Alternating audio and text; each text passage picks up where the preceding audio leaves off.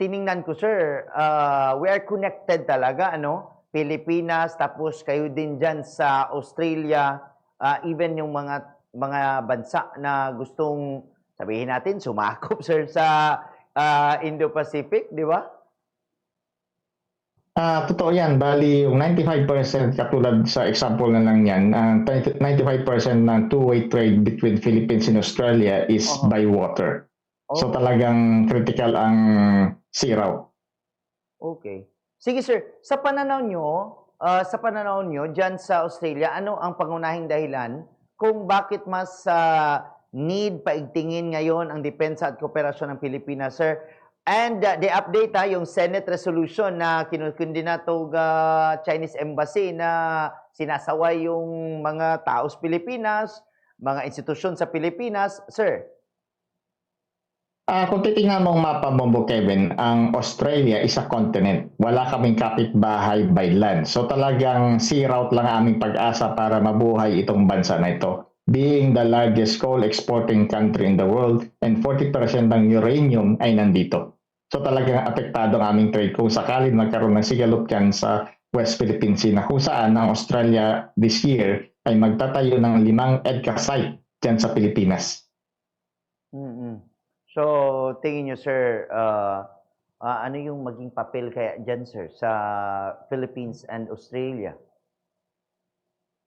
Ang Australia kasi ngayon, Bobo Kevin, pangalawa kami sa pinakamalaking military aid provider after the US. Maliit lang ang aming footprint dyan sa Pilipinas sapagkat maliit yung aming armed forces. Kaya lang, dahil sa mga critical infrastructure ay nandyan kami. Halimbawa, itong proposal na 5 EDCA site, hindi naman sinasabi ng ating Defense Department dyan at maging ng Australian government kung anong klaseng EDCA site ito at kung saan. Pero identified, this is somewhere in Luzon.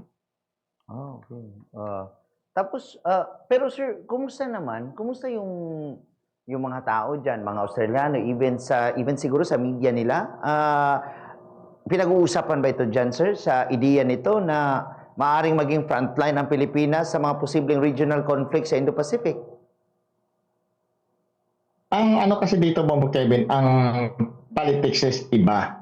But regardless kung sino ang nakaupo, pagdating sa foreign policy, isa lang ang kanilang tono. Sila ay naka-align lagi sa US foreign policy. Kasi sa survival ng Australia, babalikan natin ang World War II. Before World War II, ang akala ng Australia, ang kanilang survival is through the British Empire. So nung nakita nila nangyari sa Singapore na kung saan ilang linggo lang bumagsak ang Singapore, the largest surrender ng British forces at that time, nakita nila na yung pag-asa lang talaga is to align itself with the US. Kaya yung Australia is also protected by the US nuclear umbrella. Yung nagsasabi dyan kasi sa Pilipinas, Momo Kevin, na ang pananatili ng base militar is naging magnet ng attack. I beg to disagree.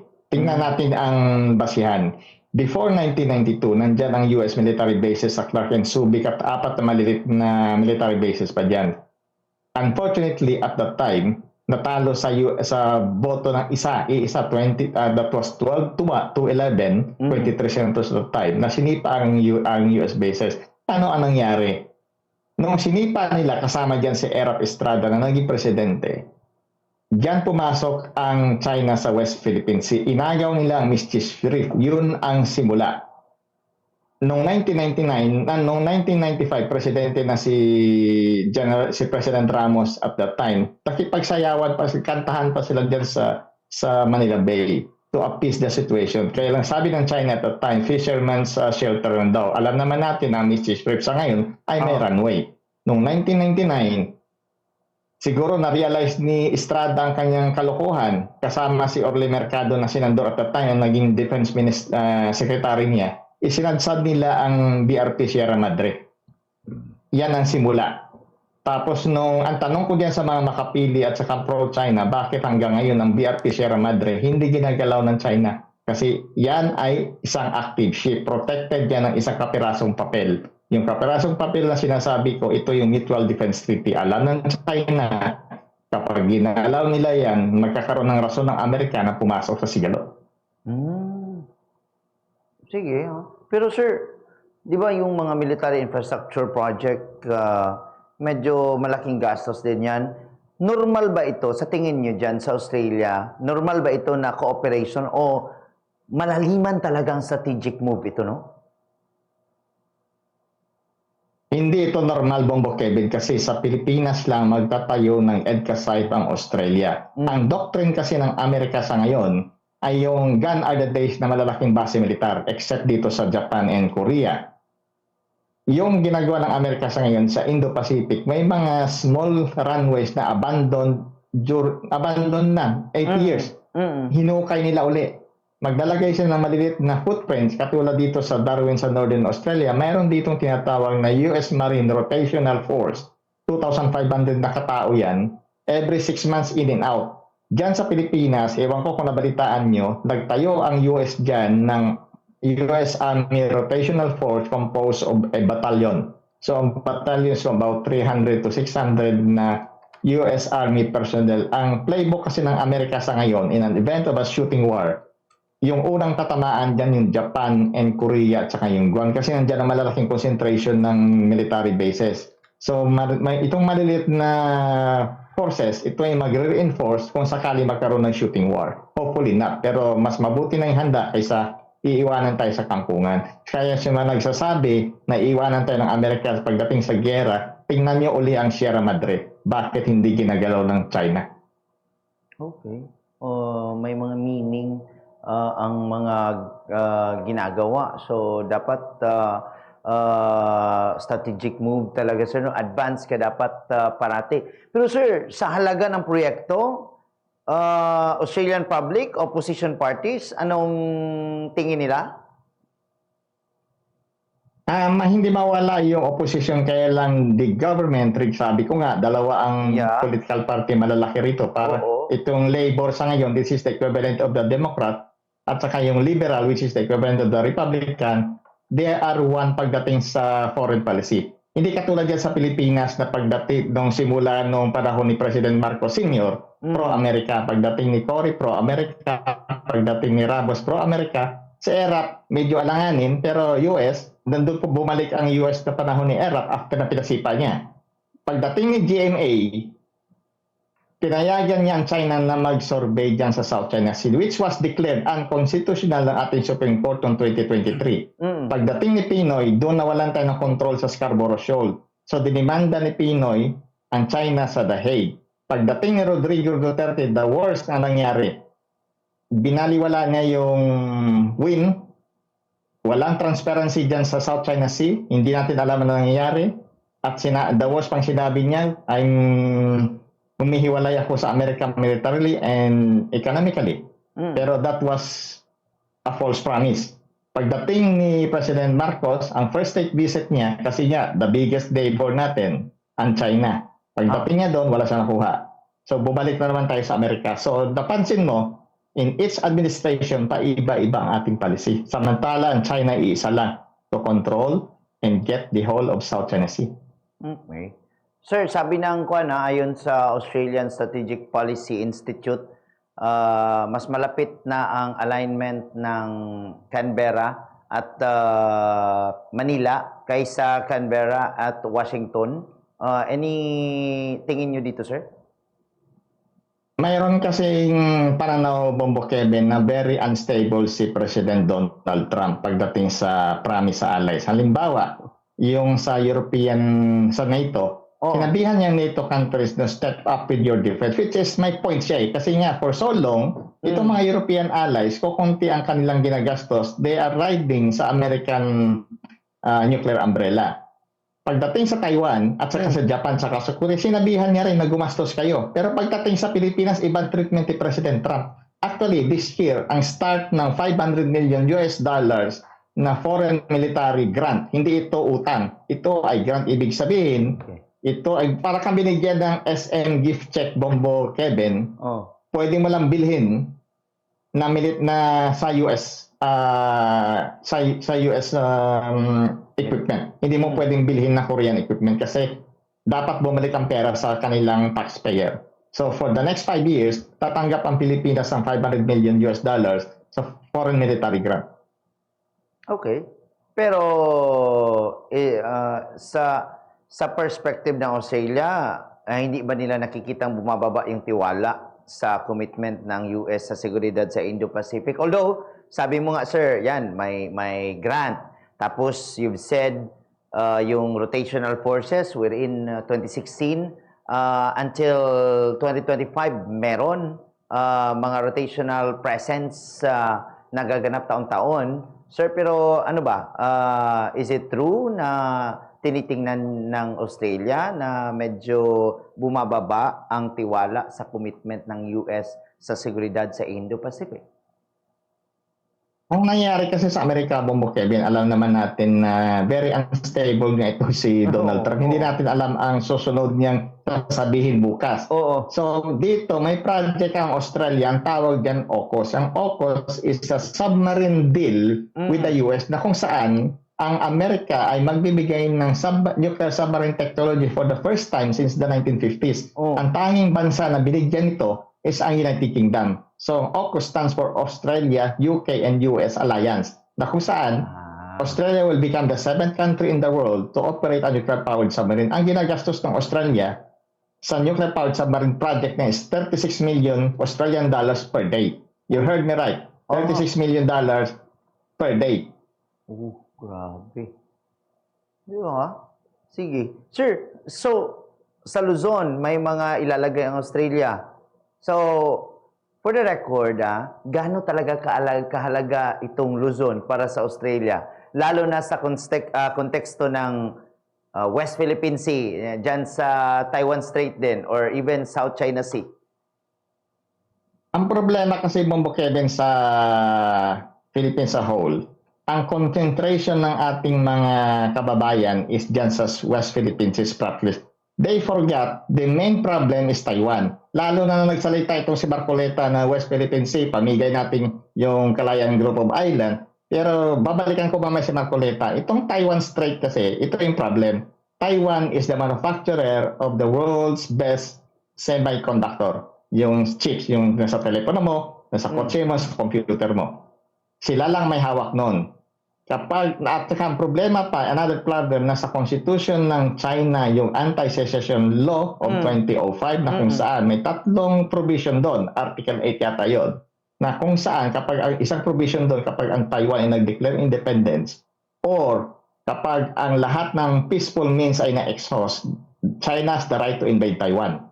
So kapag nangyari yan, hindi tayo pwede maging neutral. Tama si President Marcos sa si General Bernard na sinabi niya, we cannot avoid it because for 3 reasons. Una, yung tyranny of distance, less than 200 kilometers from Mabulis Island, the northernmost part ng Philippines towards southern Taiwan. Pangalawa, ano ang gagawin ng Philippine government kapag nagkaroon shooting wars sa ating 200,000 OFW sa Taiwan?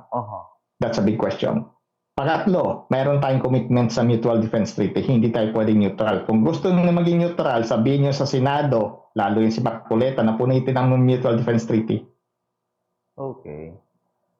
So, tingin ko sir, sa akin lang to, long-term defense partner na to, Australia, Pilipinas. Pero, paano sir, pinapalakas yung depensa na, tinutulungan ng Australia na palakasin ang depensa ng Pilipinas. Pero paano yan, sir? Paano nila ginagawa na hindi naman magdudulot ng tensyon Australia and Beijing? Matagal nang may tensyon, Bobo Kevin. Nung naalala mo nung pandemic, inakusahan ng Australia ang China, according to China. Na bakit nyo kami nakusahan. Sinabi lang ng Australia, tanging kasalanan ng Australia at that time, ay pwede bang ipacheck natin sa WHO ang Wuhan. Doon nagalit ang China. Yung tinatawag din wolf diplomacy na kusa, ipakita mo yung lakas mo sa kalaban. So nangyari noon, tumanggi silang tanggapin ang aming wines. We are the 6th largest wine exporter in the world. Tinanggihan nila tanggapin ang aming mga lobster. Pero ako personally, tuwang-tuwa kasi yung lobster at the time, $300 per kilo. Nakabili ako 90. So nakatikim ako ng lobster. So ganun siya kamahal. Tinanggihan nila yung aming coal. Ang nangyari for 1 year yon. Pero nakakatawa kasi the reverse happened, nag-brown out sa China. So wala silang nagawa. Balik ang coal ng Australia sa China. So ganun sila katindi. even pala yung sir, yung sa tariff tension, yung sa China steel, parang nagbi-build ng pinamamahal yung buwis diyan para makapasok sila. Yes. Ang isa pang contention dyan, Bobo Kevin, laging sinasabi ng mga pro-China advocate din sa Pilipinas na kapag nagkaroon ng tension, ano ang gagawin natin sa OFW natin sa Hong Kong? Kawawa naman sila. Tinignan ko yung datos kasi mayroong isang pro-China apparently nagmimidya-midyahan, lagi na sa interview, na sabi niya kaninang umaga, huli ko yung kanyang bunganga, 500,000 daw OFW na Pilipino sa China, China, Hong Kong, and Macau. Tingnan ko yung datos. In China, mainland China is 12,000. Sa Hong Kong is about 191,000, and in Macau 30,000. Pag yan ang pinauwi, palagay natin pauwi. Remember, sa two-way street, sino mag-alaga ng mga anak ng mga Hong Kong national kung pauwi lahat ng OFW? So, hindi lang tayo masasaktan, sila din. Pangalawa, ang sinasabi nila lagi, yung ating saging, yung export. Tingnan ko rin ang datos. Last year, we exported $159 million sa China. Pero dito sa Australia, hindi makapasok ang saging ng Davao kasi nga, bagsak sa quality. Masarap ang saging natin, aminado ako. Kaya lang yung napaka-strict ng Australia kasi. Pangatlo, yung sinasabi nilang yung remittance, ma-affect. 32 billion US dollars ang pinadala ng OFW last year sa Philippines. 40% yan galing Amerika. Ang Hong Kong was about 400 million. It's not the end of the world kung hindi sila makapagpadala or isara ng China ang Hong Kong market. Kaya lang, ang tanong ko ulit, sino mag-alaga ng kanilang mga anak? Tapos yung siguro, di ba, yung iba naman nagsasabi na di putulin dyan kung ayaw nila ng ating mga bananas, punta tayo sa iba. Pero sabi mo nga, sir, ang Australia, kailangang abutin yung standard para naman makapasok yung bananas from the Philippines dyan. Kung gusto natin papunta doon sa ibang mga areas, kung ayaw na ng China. Di ba? Exactly. Hindi naman natin pwedeng totally putulin ang trade sa China. Kaya lang, ito pa isang naririnig ko eh. Kawawa ang largest trading partner natin ang China. But ito ang problema, Bomo Kevin. Imbalance ang ating trade. Ang two-way trade is about 50 billion in favor of China. They will lose more kaysa sa atin. We only export about 10 billion. Sila 50 billion. So, there's a two-way street. Parehas tayong masasaktan. So, hindi totoo na it's at end of the world. Okay. Kasi tapunan din tayo ng kanilang mga produkto, sir. Yun nga, questionable pa ang quality. Yung lalo kanilang electric car, talagang pag bumili ka ng electric car, talagang mag-problema ka sa pyesa. So, sir, sa mga, mga domestic policies, posible naman may mga ginagawa na yan ng defense, ng embassy siguro ng Pilipinas at Australia. Kasi siguro hindi naman siguro lahat i-open, no? Kasi sabi mo nga, sir, sabi nga yung 'di ba, yung mga wars, yung gera, hindi naman talaga missile, mostly nga trade wars ang nangyayari. Actually, Bombo Kevin, we're at war with China at the moment. Hindi pa trade war ito. Ito ay cyber war.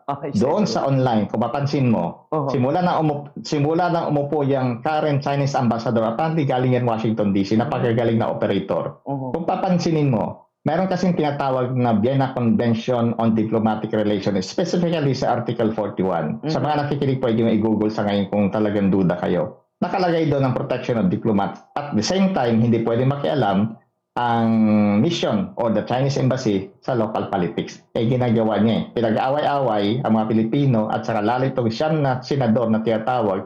Hindi ako makapaniwala kanina sa bunganga ni Cayetano na dinidepensahan pa ang presidente ng China dahil lang doon sa caricature. For his information, ang Global Times, which is a state media sa China, gumagawa ng caricature laban sa ating mga leaders. So Cayetano is serving the Chinese interest instead of the Philippines interest. Sige. Pasok ka lang rin, sir. Reaksyon nyo bilang Pilipino po sa usapin naman na ito sa ating depensa or sa teritoryo ng Pilipinas and sa naging mga stand ng mga senador regarding dito, sir? Very uncalled for, Bombo, Kevin. Napakalungkot kasi halimbawa itong si Marcoleta, Mhm. nasa flavor of the month siya ngayon halos lahat sa online ano. Pero huwag nating kalimutan na marami pa. Nandyan yung 8 pang senador, yung minority house leader si Libanan, nagsalita rin pabor sa China. Very uncalled for. Kasalanan din natin itong mga botante. Kasi sumasayaw lang sila sa entablado pagdating ng eleksyon ng halalan. Magbibigay sila ng pera, aminin nyo man o hindi.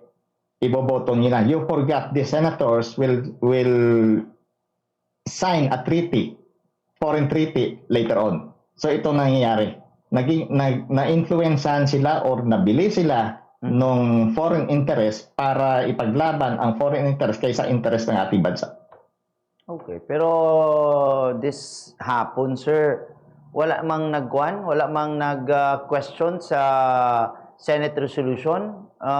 Sir, tingin nyo bakit kaya? Nakita ko nag-question si Cayetano. Oho. Nakita siguro nila ang reaksyon ng taong bayan online. Talagang alam kasi ng China, Bombo Kevin, Oho. na sa public opinion, hindi sila mananalo dyan. So what they do, they go backdoor. Ini-infiltrate nila ang ating politicians, ang ating society. May mga radio stations dyan, mga publishing companies na pro-China. Malinaw yan. Nasa sa inyo na yung para tingnan kung sino. At may dagdag ko pa, nung nakaraang administrasyon, pinayagan ang DITO, which is basically China Telecom, na magtayo ng cell site sa loob mismo ng kampo militar. So talagang infiltrated tayo. Yung ating national grid sa kuryente is Chinese owned. So ano nangyari sa Pilipinas? Okay. Pero tingin nyo din ba, sir, na posibleng maiba na yung tono ng ibang mga senador for the next hours? Kasi nga, I do expect na kanina nga mainit sila. Tapos yung sabihin natin na mga naglilin, nakikita na medyo naglilin sa kabilang panig. Pero kanina nga, silang lahat talaga sumuporta. Posible, Bombo Kevin, na mag-ibang ihip ng hangin. Remember, lagi kong sinasabi pagdating sa eleksyon, it's a battle between the US and China. Nangyari nga. Buti nga lumabas na sila para magkaalaman kasi matagal ko nang suspetsa ito. Naging totoo yung aking sinasabi dati. So, kaya lang, sa kanila, damage has been done, especially with Marcoleta. Kasi si Marcoleta talagang matatatandaan ng tao. Yung iba makakalimutan siguro. Yung ibang senador dun sa siya, makukulong. So, iwan natin ang mangyari. Kaya talagang pagdating sa teritoryo, Bombo Kevin, dapat ang mga Pilipino, regardless of their political leaning, halimbawa, maka Duterte ka man, maka Marcos ka man, Tiglawan ka man, o wala kang pakialam. Pagdating sa teritoryo, ilaban nyo. Hindi pwede ito. Kasi ang politicians will come and go. Our territory remains para sa future generation. Oo nga, sir. Ine-example ko nga yung nag-aaway nga yung kapitbahay kasi yung bakuran, yung landmark dyan, yung pinag-aawayan kahit yung mga tanim or ano na yan, sir. Pero pag buong bansa na teritoryo na, yung tao mismo kailangan pa nating tulungan na bigyan din ito ng pansin. And dapat magkaisa tayo regarding dito. Exactly. Ang nakakatakot mo, Kevin, because of the potential problem sa Taiwan, China needs a president that is Chinese-leaning, whether we like it or not. So, ang prediction ko diyan, babaha at babaha, lalong babaha ang pera.